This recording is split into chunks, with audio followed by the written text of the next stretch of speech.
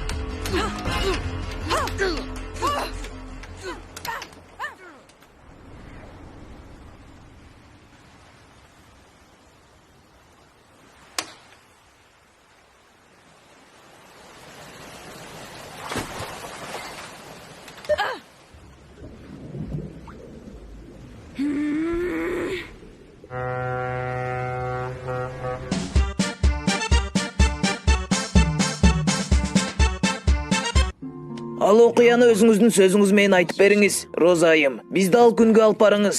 Ал кемеде мен алгачкы сүйүүмдү таптым. Ал сулуу жигиттин аты Джек болчу. Мен ал жалапты 52-2 эсебинде жеңип